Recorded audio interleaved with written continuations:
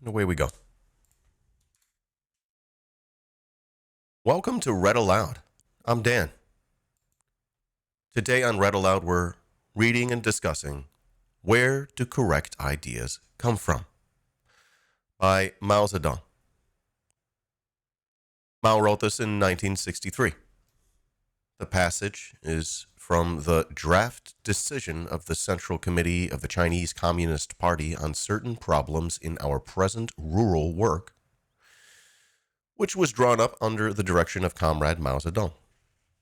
The passage was written by Comrade Mao Zedong himself. And to introduce the book, I like to read these notes from Prairie Fire Publishing. This is an excerpt written by Mao Zedong in 1963. It contains a brief summary of the Marxist theory of knowledge, specifically how knowledge develops from the perceptual stage to the rational stage.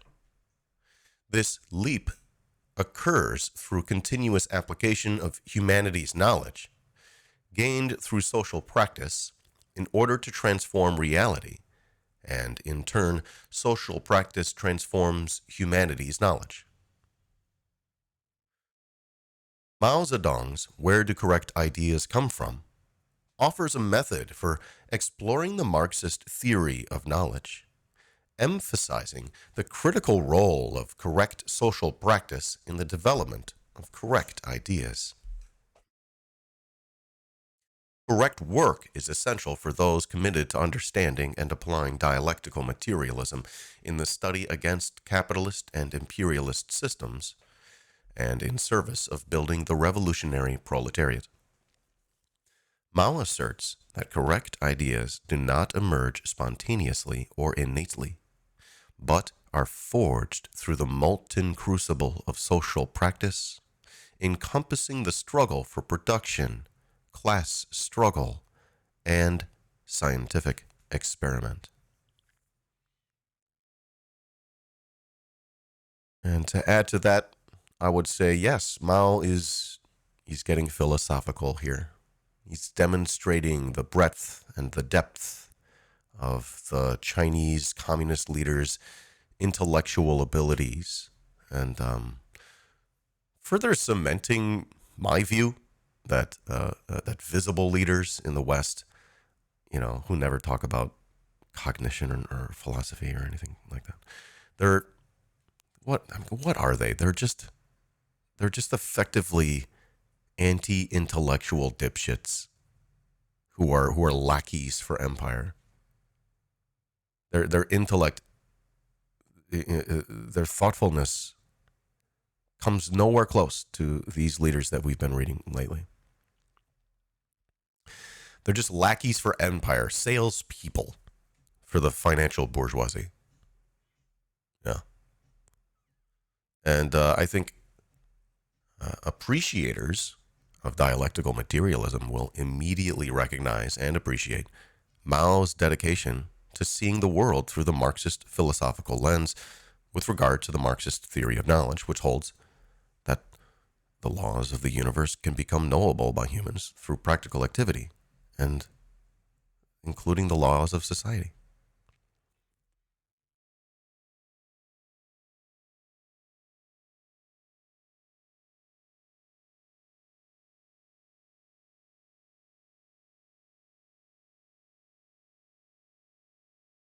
And we begin. Where do correct ideas come from?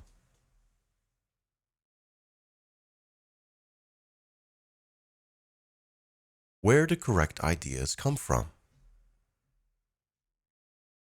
Do they drop from the skies? No. Are they innate in the mind? No. They come from social practice, and from it alone. They come from three kinds of social practice: the struggle for production, the class struggle, and scientific experiment.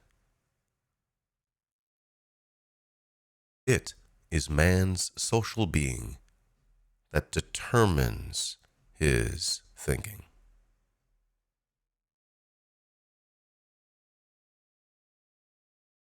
Once the correct ideas characteristic of the advanced class are grasped by the masses, these ideas turn into a material force which changes society and changes the world. In their social practice, men engage in various kinds of struggle and gain rich experience, both from their successes and from their failures. Countless phenomena of the objective external world are reflected in a man's brain through his 5 sense organs: the organs of sight, hearing, smell, taste, and touch.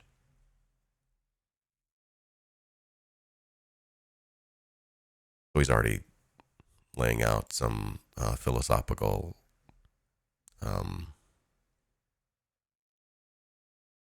you could say assumptions. This assumes an objective external world. This is philosophy stuff, okay? I think we all take for granted, like, yeah, there's an objective external world. We're all talking about it. We're all looking at it. We're all experiencing it. We're experiencing it in different ways, but it's all the same thing that we're experiencing. I think we get that now.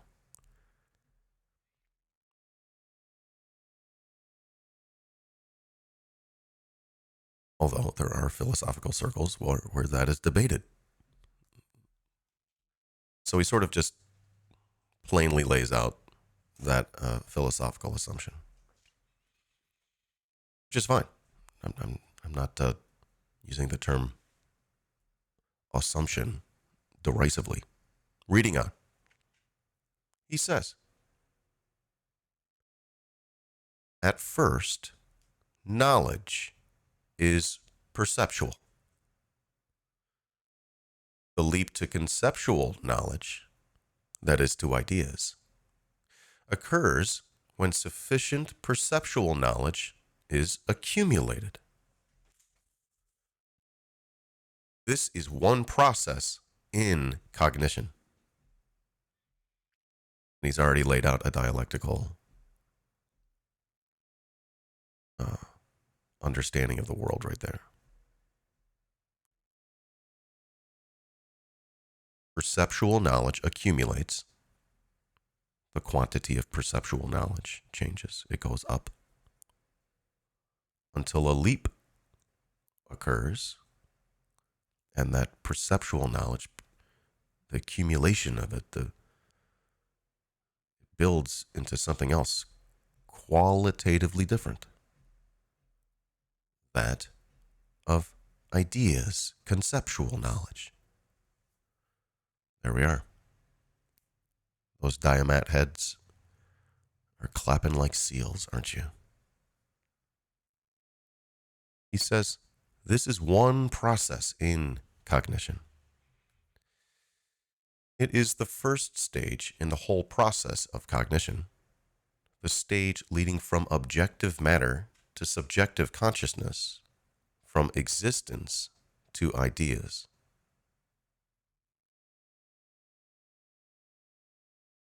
Whether or not one's consciousness or ideas, including theories, policies, plans, or measures, do correctly reflect the laws of the objective external world is not yet proved at this stage, in which it is not yet possible to ascertain whether they are correct or not. When you're just coming up with ideas, sometimes those ideas are not accurate. You don't know yet. We're not there yet. We haven't done it. We haven't tested it. That's what he's saying. Al says, then comes the second stage in the process of cognition,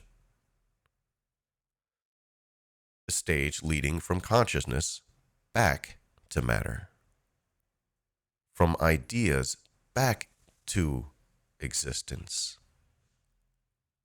in which the knowledge gained in the first stage is applied in social practice to ascertain whether the theories, policies, plans, or measures meet with the anticipated success.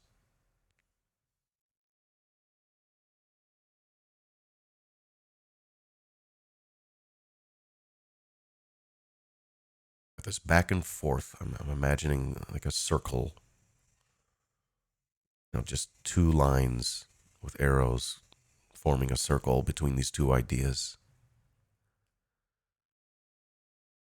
And they go back and forth into each other. These stages of cognition, from existence into ideas, and then those ideas back into existence. And then guess what? It's gonna happen again. It's gonna go back into ideas. And then, spoiler alert, it's gonna go back into existence. On and on and on and on. You can't stop it. This is the dialectic. It's just the universe is just the dialectic playing out. It's like a big picture show of dialectical materialism. It's beautiful. It's terrifying at the same time.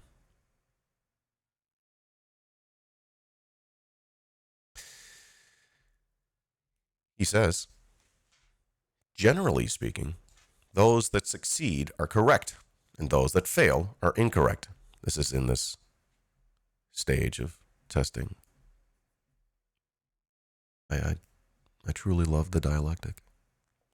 And he says, in social struggle, the forces representing the advanced class sometimes suffer defeat, not because their ideas are incorrect, but because in the balance of forces engaged in struggle, they are not as powerful for the time being as the forces of reaction. They are therefore temporarily defeated, but they are bound to triumph sooner or later.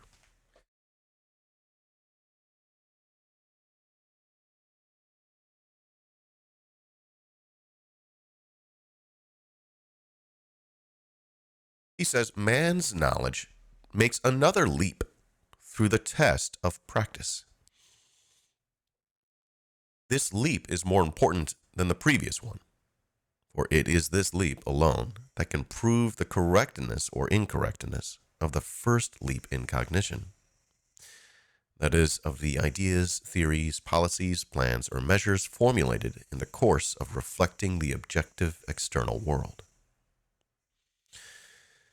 There is no other way of testing truth.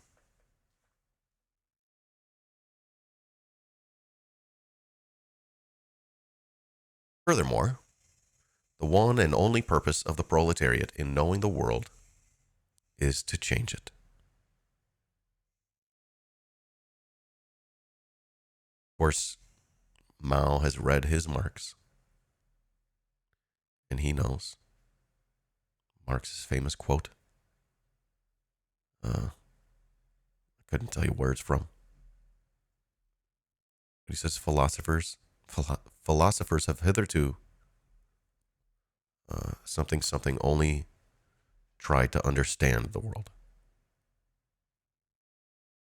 He says the point is to change it. Okay, I'm sorry. I guess the quote wasn't famous enough for me to remember it word for word. Sue me. Unsubscribe. I'm the worst Marxist you know.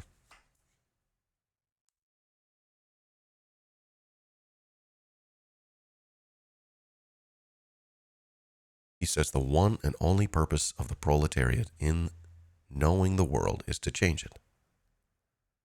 Often, correct knowledge can be arrived at only after making many only after many repetitions of the process leading from matter to consciousness and then back to matter. That is, leading from practice to knowledge and then back to practice.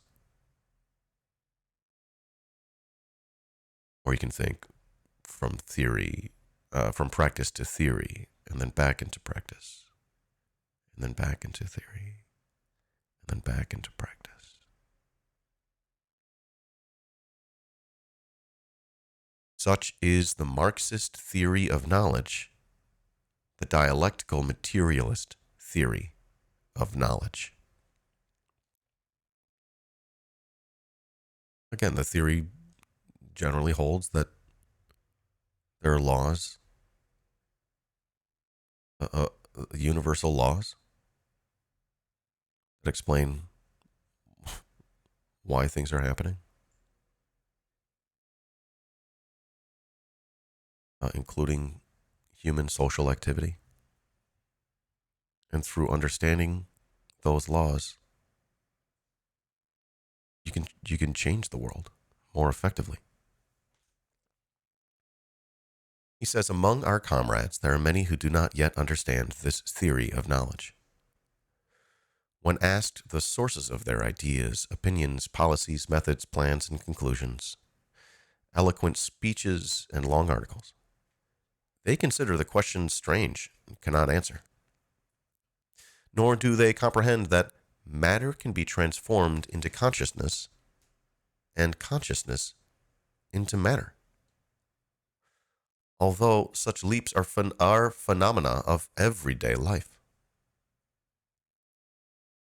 It is therefore necessary to educate our comrades in the dialectical materialist theory of knowledge so that they can originate their thinking correctly, become good at investigation and study and at summing up experience, overcome difficulties, commit fewer mistakes, do their work better, and struggle hard so as to build China into a great and powerful socialist country and help the broad masses of the oppressed and exploited throughout the world in fulfillment of our great internationalist duty.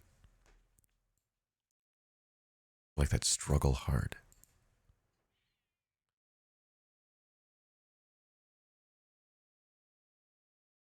And that was, where do correct ideas come from? By Mao Zedong, 1963.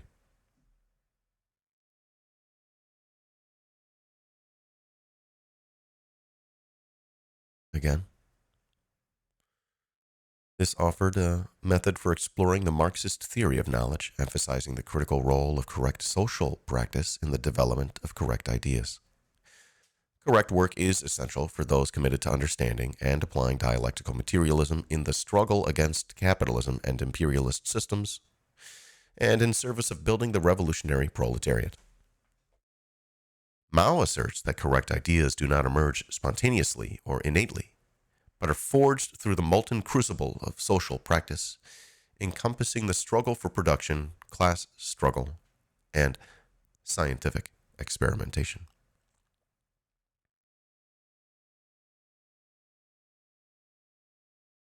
And that was today's reading of Where Do Correct Ideas Come From? There were no storks involved, but it can be easy to assume that that would be the case. Well, thank you for reading with me today and discussing. You can always feel free to jump in the chat as we read these live. I'm on twitch.tv/iDanceSimpson. And I read most mornings. Most mornings my time. And I hope you enjoyed this. If you did, feel free to support my content. You could do so with a subscription on Twitch. You can gift a sub. You could support on Patreon. For as little as $1 a month, you'll get early access to content. Or you can support as much as you like on Patreon each month. I'm always appreciative of tips, one-time tips. You can tip through streamelements.com/idansimpson/tip. You can tip directly through PayPal, Cash App, Venmo.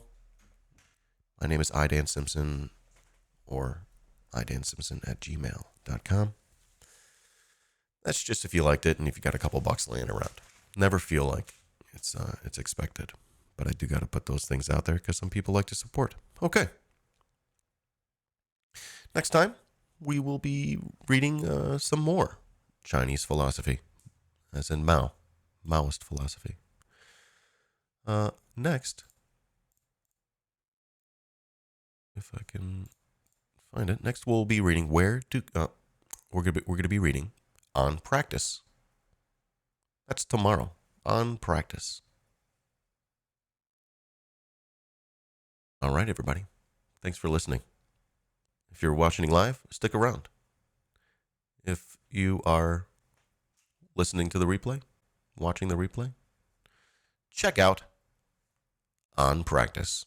See you next time. Love your face.